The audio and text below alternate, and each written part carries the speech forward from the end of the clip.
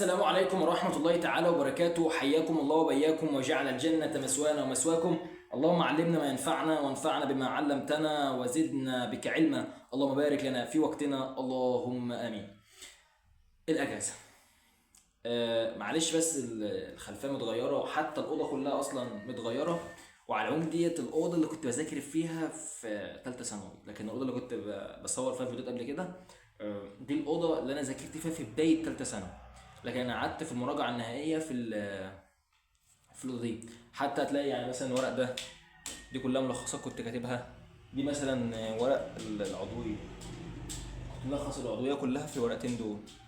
كل يوم الصبح كده كنت باجي ابص فيهم قبل ما ابدا مذاكره، عشان الموضوع بتتنسي اصلا يعني. انت العضويه تتنسي، فكنت ملخصهم في ورقتين اتنين. انت متخيل اهم؟ والله العظيم العضويه كلها في ورقتين اتنين دول. تمام. طب مش عايزين بس نضيع وقت، ونخش في الفيديو بتاعنا النهارده باذن الله. الاجازه، معظم الشباب دلوقتي او كلكم 90% منكم بدا اجازه او اخدتوا اجازه. وعايز اقول لك ان الاجازه دي مهمه جدا جدا جدا بالنسبه لك. وعايز اقول لك برضو ان الاجازه دي هي اخر اجازه هتاخدها في ثالثه ثانوي. بغض النظر بقى انت هتقعد في المراجعه النهائيه لوحدك زي ما انا كنت عامل. كنت قاعد في النواب كلها في المراجعه النهائيه ما عدا الانجليزي، كنت بنزله سنتر. وحتى المواد اللي كنت قاعد فيها في البيت ما كنتش باخدها اونلاين غير الاحياء. فالحوار ده كله هفهمه لك باذن الله في الفيديوهات بتاع المراجعه النهائيه. فلو انت مش عامل اشتراك انزل اعمل اشتراك، ويلا بينا. الاجازه، بص يا شباب، انا عايزك يعني هقول لك تعمل ايه في الاجازه. بس هقول لك تعمل ايه في الاجازه حاجه تعرف تطبقها. ما تروحيش مثلا تسمع لي فيديو يقول لك انا مش عارف، عايزك تراجع الفيزياء وعايزك تراجع الكيمياء وعايزك تراجع الاحياء وعايزك تراجع العربي وتحل على كل ماده من دول كتاب. هل هتعرف تعمل كده؟ مش هتعرف تعمل كده. فنفس الحوار برضو انا كنت مكانك السنه اللي فاتت وبسمع الفيديوهات دي، والفيديوهات دي كانت بتحبطني وما كنتش بعرف اعمل الحوار ده كله. انا ما كنتش عارف اطبق الحاجات دي كلها، فكان في الاخر بيحبطني. فانا عايزك تسمع اللي اقوله لك، اللي هتعرف تطبقه، اللي انت يعني بص هتعرف تطبقه على ارض الواقع. ولا هجمل لك كلام ولا هقول لك كلام زياده. انا هقول لك اللي كنت بعمله بالظبط بالظبط بالظبط في الوقت ده. الوقت اللي كنا بنعمل فيه الاستماره. هقول لك بقى تعالى نبدا من الاول خالص. اول حاجه انا مثلا اخدت النهارده الدروس كلها وقفت. يعني بدايه من 24 واحد، تمام. المدرسين كلهم قالوا خلاص اجازه، مفيش دروس تاني، براحتك بقى اقعد في البيت. انت تعمل ايه؟ اللي انا عملته بالظبط هقوله لك. وهل نفع معايا ولا ما نفعش، وهل دي كانت احسن حاجه ولا مش احسن حاجه، ده كله هقوله لك دلوقتي في الفيديو. فاول حاجه كده انا خدت الاجازه. النهارده كان اول يوم اجازه بالنسبه لي، اللي هو 24 واحد. يعني 23 واحد المدرسين خلاص كان اخر درس 23 واحد. طب انا عملت ايه بقى في 24 واحد ده؟ وليكن يعني 24 واحد ده او اليوم الاول من الاجازه انا اخدته اجازه ليه؟ اخدته اجازه، ايوه اخدته اجازه من اول اليوم لاخر اليوم. كنت واخد اليوم ده كله اجازه، مفرغ دماغي كده. اللي انا مش في ثانويه عامه اصلا، انا واحد صايع بيلعب. بس هو ده اللي انا عايزك تعمل كده. اليوم الاول تاخده اجازه وراحه بالنسبه لك. بس انا عايز اقول لك قبل ما تاخد اليوم الاجازه ده، انا عايزك في اليوم اللي قبله، اليوم اللي هو كان بدايه توقيف الدروس. يعني انت خدت النهارده اجازه، اليوم اللي قبله بقى عايزك تجيب ورقه وقلم كده يا ابن الناس، وتجيب لي ماده. تجيب لي ماده. طب هنعمل ايه في الماده دي؟ هقول لك تعالى. الورقه معاك. اول حاجه يعني احنا هنحط حاجتين في الورقه دي: المتراكم، والجزء الثاني اللي انا يعني ذاكرته بس حاسس ان انا مش بيرفكت فيه، مش 100% فيه، يعني مش فاهمه قوي. تمام. يبقى انا الوقت اهو مش عايزك تتوه مني. انا عملت ايه؟ انا اليوم اللي انا قعدت فيه، يعني النهارده قعدت فيه من الدروس، كان عندي درس النهارده وكل سنه طيب، اخر الدروس خلاص كان اخرها النهارده. انا همسك اليوم ده هتعمل فيه ايه؟ هجيب ورقه وقلم. اعمل ايه في الورقه والقلم دول؟ هتعمل لي خطين كده. الخط الاول او السهم الاول المواد المتراكمه او الاجزاء المتراكمه عليا. الجزء الثاني الحاجات اللي انا مش 100 فيها، يعني انا مش فاهمها او مش حليت عليها بقدر كافي. طب بالنسبه للمتراكم هتاخد لي ماده. انا عندي مثلا العربي فيه عندي الوحده الاولى انا مراكم فيها. عندي الفيزياء مش عارف الدرس كذا مراكم فيه. الكيمياء قال لك الدرس كذا مراكم فيه. طب هنعمل ايه؟ بص، الاولويه ليك انك تخلص المتراكم. تاني، الاولويه انك تخلص المتراكم. بمعنى ايه ان انا اخلص المتراكم؟ انا دلوقتي مش لو قلت لك هتعمل سهمين، السهم الاول المتراكم والسهم التاني حاجات مش كويس فيها، اول حاجه هنخلصها المتراكم. اول حاجه هنخلصها المتراكم. هتعمل لي جدول كده بسيط بعدد الايام اللي عندك، مثلا وليكن هتاخد 5 ايام. هتاخد مين 5 ايام؟ خلاص، الماده بتاع العربي او مثلا الجزء المتراكم بتاع العربي انا هاخده يا ابن الناس، تمام. واعمل، هاخد مثلا النهارده والله عندي الوحده الاولى. الوحده الاولى ديت هقسمها مثلا، خلي بالك انت عندك اليوم كله فاضي، اليوم كله ما وراكش حاجه، خلاص يبقى الوحده الاولى دي تتاخد بالكتير قوي في يوم ونص، بحلها بمذاكرتها بشرحها بكله. طب هتقول لي بقى المتراكم ده انا اخده ازاي؟ هقول لك بص، عايز مني نصيحه؟ عايز مني نصيحه وتخلص بحيث باذنك انت يا الله تلم المتراكم كله في المراجعه دي. عايزك يعني تلم المتراكم ده كله في ال5 ايام دول، حتى لو كنت مراكم منها كله. هتعمل ايه بقى؟ اسمع بالله عليك وبص، اكتب ورايا. انا عندي مثلا زي ما احنا قلنا العربي الوحده الاولى متراكم، انا هذاكر الوحده الاولى كلها، تمام. وهاخد شرح، هفتح اليوتيوب، هجيب ايه شرح مثلا وليكن الوحده الاولى. خلاص مستر محمد صلاح السنه اللي فاتت في المراجعه النهائيه كان عامل لنا مراجعه نحو. انت خش اسمع الوحده كامله او الوحده كامله في فيديو كده على بعضه. بس انا عايز اقول لك حاجه، انا مثلا الوحده الاولى عندي متجمعه في الفيديو ده. عايزك الدرس الاول كده كده اصلا بيبقى عاملين لك ايه اللي هو مده، الدرس الاول من الدقيقه كذا للدقيقه كذا، الدرس الثاني من الدقيقه كذا للدقيقه كذا. خلاص تخلص الدرس الاول شرح، تروح يعني مذاكره من على اليوتيوب تروح تذاكره. الدرس الثاني شرح من عند مستر محمد صلاح او رضا الفاروق زي ما انت بتحب، بس انا كنت بتابع مستر محمد صلاح يعني على العموم، تمام. وكنت ماشي معاه في المراجعه النهائيه برضه. فانت هتروح تعمل ايه؟ خلاص انا هجيب فيديو مجمع من على اليوتيوب مجمع الوحده الاولى في النحو، جبته. كده كده احنا عارفين او هم اصلا بيعملوا لك الدرس الاول من دقيقه كذا للدقيقه كذا. خلاص هبدا اذاكر الدرس الاول من على اليوتيوب. اجي تاني بقى مع نفسي كده، تمام، افهم الدرس ده، اذاكر الدرس ده. وعلى العموم انا عامل مجمع النحو كله، كنت ملخصه مع نفسي تمام في مذكره، تمام كده. باذن الله هنزلها لكم على جروب التليجرام، لو انت مش معانا على جروب التليجرام هتلاقي الايه الرابط في الوصف تحت، تمام.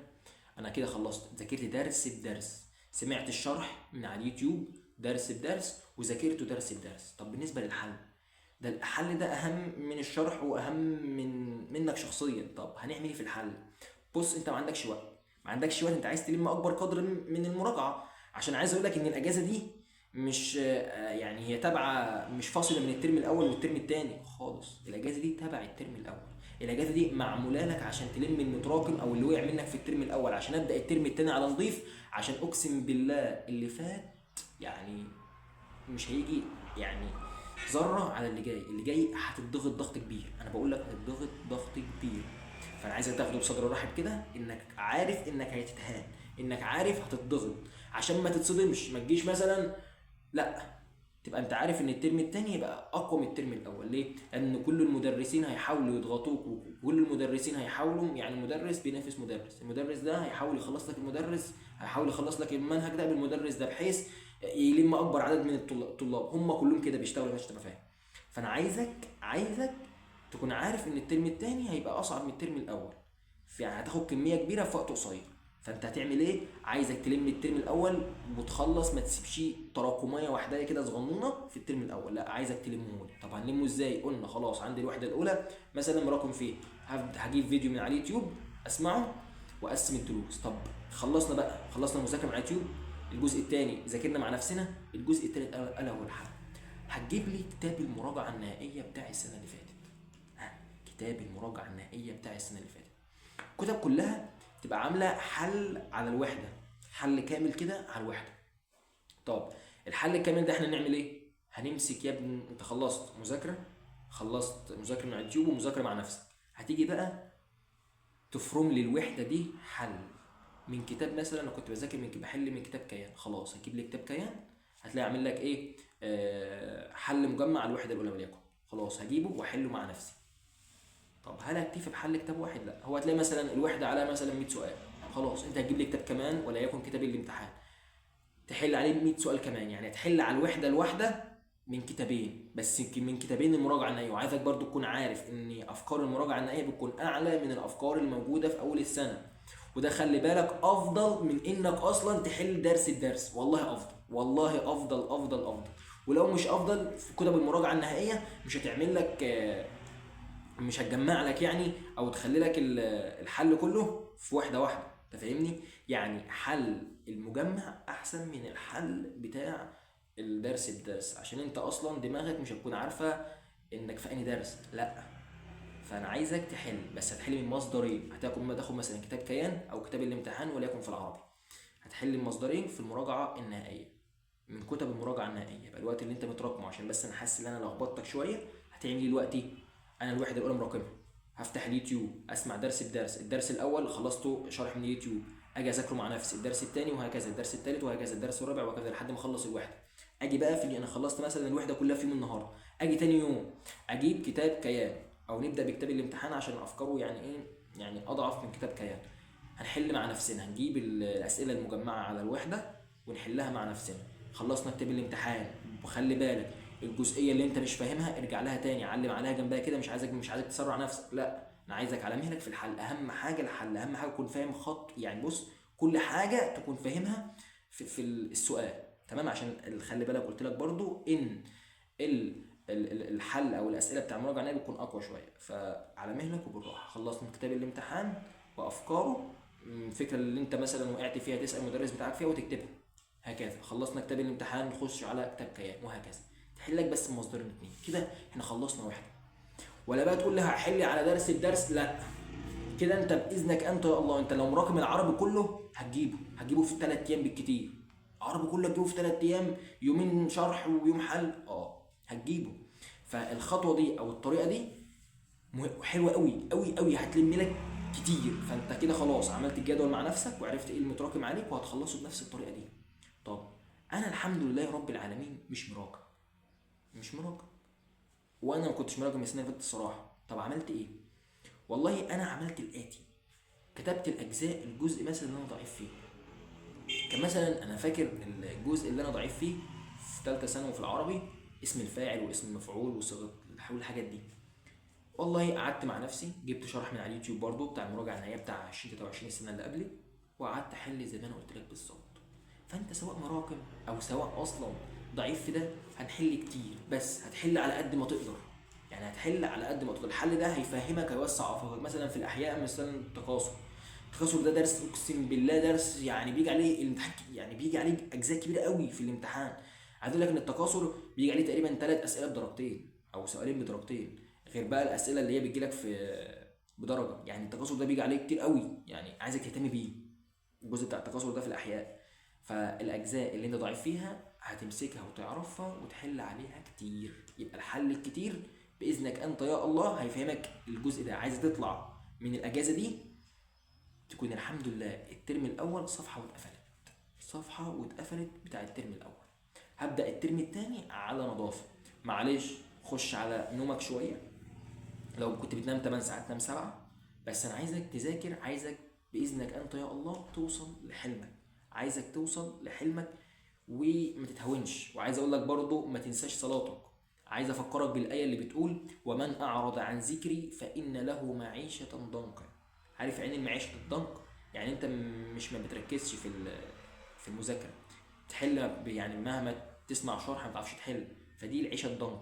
فقرب من ربنا، اذكارك، الاوراد بتاعتك. انا خلي بالك بص الجزء اللي هناك ده كده، الجزء اللي هناك ده كله اذكار الصباح واذكار المساء. ممكن اصور لك دلوقتي اهو. تعال، ما نصورش ليه يا عم؟ تعال اهو. بص كان في اجزاء كبيره يعني، معلش بس اهو. يعني مثلا ده كنت بقراه كل يوم الصبح. ده تحصين من الحسد، يعني كلنا معرضين للحسد. اللهم اني اسالك بانك اشهد. اذكار الصباح، سبحان الله. في جدول الامتحانات ورا دي، يعني دي انا لسه معلمه ملهاش لازمه، بس جدول الامتحان ممكن تشوفه اهو. كنت باجي بعد كل امتحان اكتب الحمد لله وهكذا، تمام؟ ده بتبقى ليله الامتحان. الحاجات ده اصورها لك برضو وهعرفك. دي مثلا الفيزياء، دي اختي اللي عاملاها الصراحه مش انا، تمام؟ ده مثلا اوريك برضو اهوت. العربي نهاية في 14 يوم. كنت يعني بص، شهر 4 يعني. بإذن الله هعمل لك فيديو وهنتمشى مع بعض في الأوضة بتاعتنا يعني. ده جزء صغير من الحاجات اللي أنا كاتبها بإذن الله. لو أنتوا عايزين نتمشى في الأوضة وأعرفك كل حاجة بقى والمكتب والدنيا دي، تمام، ما عنديش مشكلة. يبقى يوم ترفيهي يعني كده، اللي هو فلوج. تمام. عايزك يا صديقي تشد الرحال. وزي ما احنا عارفين، ليس العبرة بمن سبق، ولكن العبرة بمن صدق ولحق. عايزك تطلع من المراجعة النهائية بإذنك أنت يا الله، تنمو مع نفسك. تبدأ يعني بركعتين كده بداية الأجازة دي. آه، تبدأ صفحة جديدة مع نفسك ومع ربنا، بأذكارك، بصلاتك، بمذاكرتك. عايزك برضو ما تخذلش أبوك وأمك، تعمل اللي عليك. ويعني أنت مطالب بالسعي.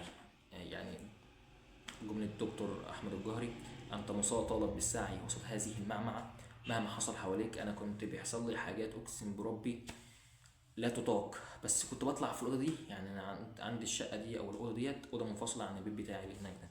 فكنت بقعد هنا هدوء خالص. يعني لو مت محدش هيعبرك حرفيا، لو محدش يعرف أصلا. فعايزك برضو تروح تقعد في أوضة لوحدك كده، أوضة تكون يعني منعزلة شوية، هدوء. وهتقول لي مثلا انا ما عنديش يعني ايه، ما عنديش مكان ان أنا اروح فيه والشقه صوت وبتاع. يعني حاول تذاكر في الوقت اللي هم نايمين فيه. حاول تذاكر في الوقت اللي هم نايمين فيه. عايزك برضو في الايام الاجازه دي تحاول تصحى بدري الساعه 5 الفجر، تصلي الفجر في الجامع، او انت بنت تصلي الفجر.